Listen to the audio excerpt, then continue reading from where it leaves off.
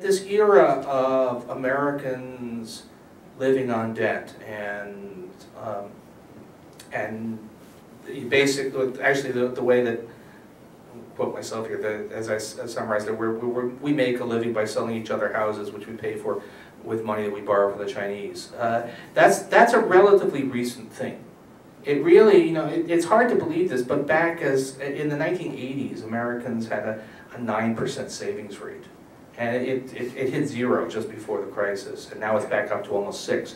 The point is, this is a relatively recent thing. This period when China didn't run huge trade surpluses until after 2000. So this is relatively recent, and that's gone away. Now, the question is whether we've got a sustainable alternative, which is really the question is whether China, especially, but also other developing countries that have been running big trade surpluses, can find themselves enough domestic demand. And in China, they have an incredibly high savings rate, which is kind of bizarre because they're so poor. And so I've read about 8 papers by economists trying to explain why the Chinese savings rate is so high. And I think I've got 8 answers from those papers, but all conflicting. But some of it seems to be comprehensible. Some of it is the absence of any kind of social safety net and pretty much the absence of any kind of insurance against hazards. So in China, you stop at the bank on the way to the emergency room because the hospitals all demand cash.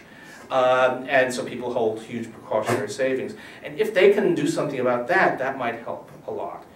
But this is in some ways the biggest question.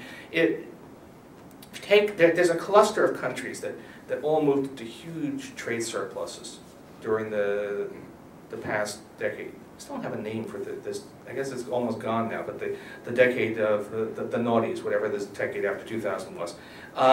And so it's China and other Asian emerging economies, Middle East, Japan, which has been a consistent surplus country but got even bigger, and the country people don't think of but should, which is Germany, which is a big contributor to this surplus of funds sloshing out there. And they basically, by these increased surpluses, they took $1 trillion out of the rest of the world's demand.